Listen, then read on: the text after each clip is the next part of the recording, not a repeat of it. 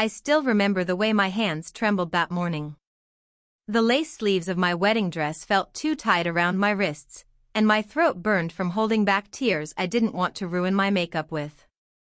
The makeup artist kept saying, "You're glowing," but she didn't see the panic behind my eyes. It was supposed to be the happiest day of my life. The church bells outside were already echoing through the valley, the sky a calm, cloudless blue, like the world itself had chosen to be perfect for me. But my phone buzzed on the vanity, and that one vibration changed everything. It was a message from my mother. "Moem, don't expect anyone to come." That was it. 6 words. Cold. Sharp. Like a blade slid right into my heart. At first, I thought it was a joke, some weird attempt at humor. My mother wasn't sentimental, but she wasn't cruel, at least, not in front of people. I stared at the screen for a full minute, rereading it. My bridesmaid, Clara, leaned over my shoulder. "What's wrong?" I tried to smile. "Nothing. Just my mom being herself." But my chest was tight. That sentence, it didn't sound like herself. It sounded final. My mother and I had always had a complicated relationship. She had a way of making love feel conditional, like it had to be earned through obedience or success. I'd spent my whole life trying to make her proud: grades, college, career, even choosing the man I thought she'd approve of. Ethan. My fiancé. He was perfect on paper, charming, ambitious, a lawyer with a clean smile and an expensive watch. But lately, his eyes had started to look different when he thought I wasn't watching. Detached. Calculating. I pushed the doubt away because I wanted my mother to be proud. I wanted my wedding to be the day she finally smiled at me with genuine love. When I texted her back, "What do you mean?" there was no reply. My father had passed when I was 16, so all I had left was her. And now, on the day I was supposed to start my new life, she decided to shatter it. Still, I told myself it would be fine. People would come. My friends, my colleagues, Ethan's family.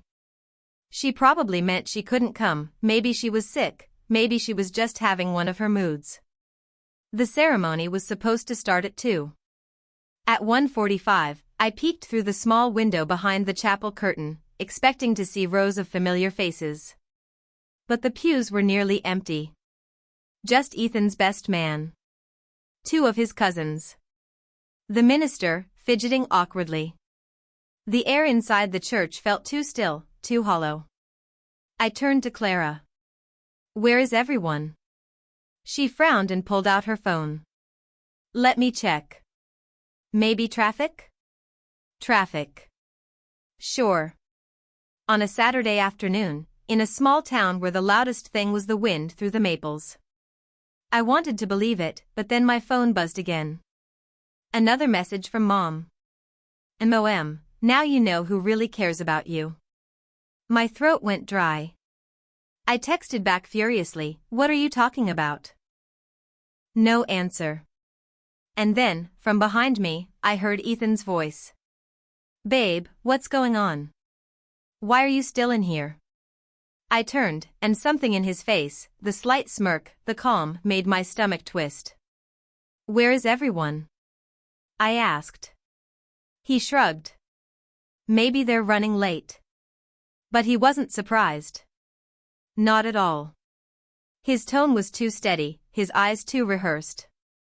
"Ethan," I said slowly, "did you know about this?" He didn't reply. Instead, he looked down at his watch, then at me. "You look beautiful, Nancy. Don't ruin it with drama." The word drama hit like a slap. I'd heard my mother say it before, "Stop being dramatic, Nancy. You always overreact." Now Ethan was saying it. The same tone, the same dismissal. I felt something heavy and cold settling in my chest.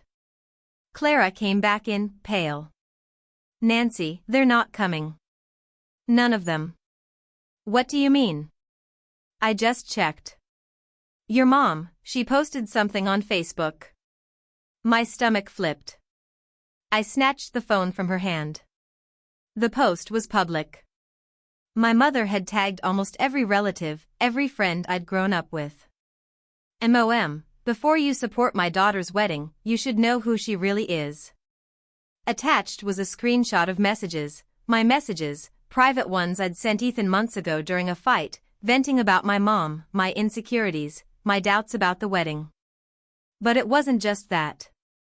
There were doctored screenshots too, fake ones that made it look like I'd cheated on Ethan with a coworker.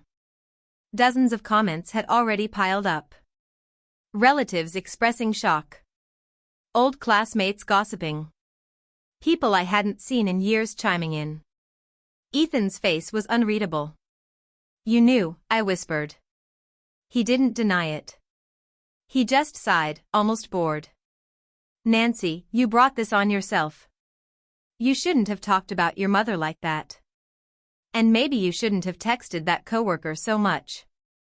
So it's true? You helped her?" He ran a hand through his hair.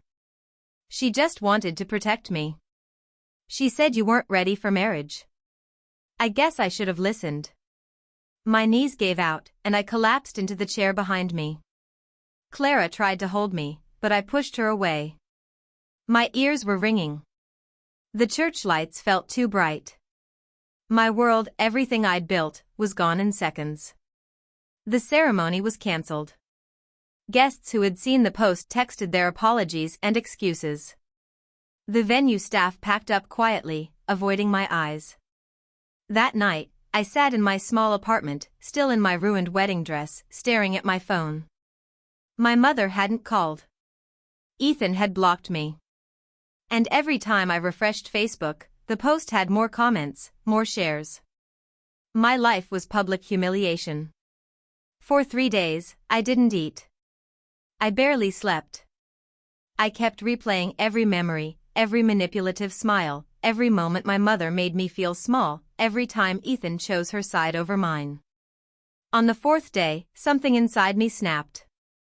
I stopped crying. I stopped shaking. I started planning.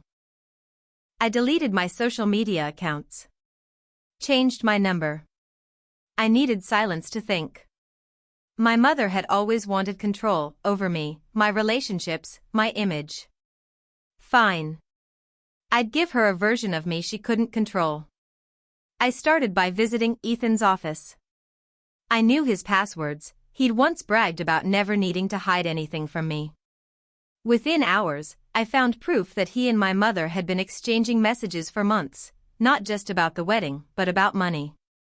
She had convinced him to invest his savings in one of her business ventures. Except there was no venture. Just a fake LLC under her name. I forwarded every message, every document, to his firm's HR department. Then I printed the receipts and mailed them anonymously to his parents. Next was my mother. I knew she'd never delete evidence, she loved trophies.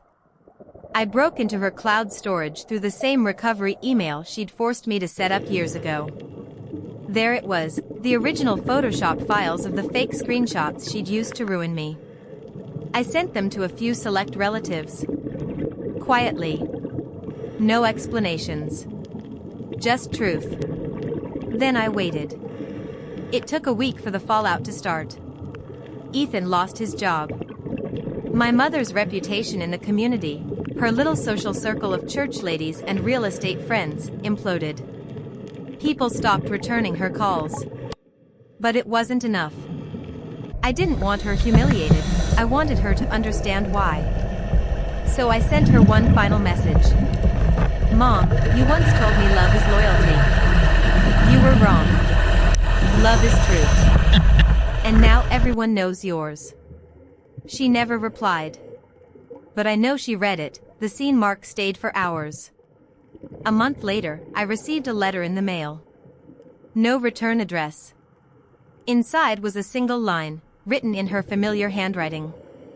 "You'll regret this." But I didn't. Because I had already rebuilt. I found a new job in another city, under my maiden name. I started therapy. I started breathing again. For the first time in years, I felt free. Until one evening, when I stopped by a cafe after work. I was scrolling through my phone when I heard a familiar voice behind me. Ethan.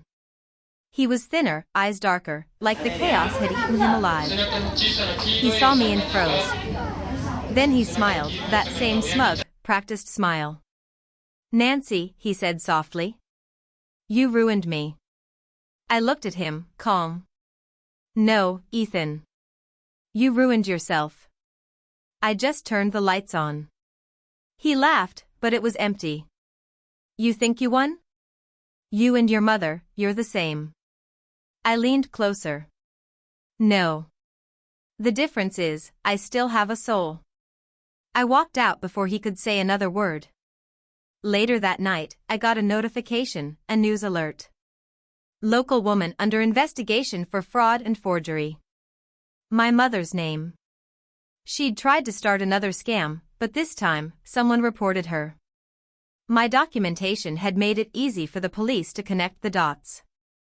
As I read the article, I felt a strange calm. Not joy. Not triumph. Just peace. On my wedding day, I'd lost everything I thought I needed: family, love, reputation. But sometimes destruction is just the first step of rebuilding. My mother's text had said, "Don't expect anyone to come." She was right. No one came to my wedding. But I came back stronger than all of them combined. And that, I think, is the best kind of revenge.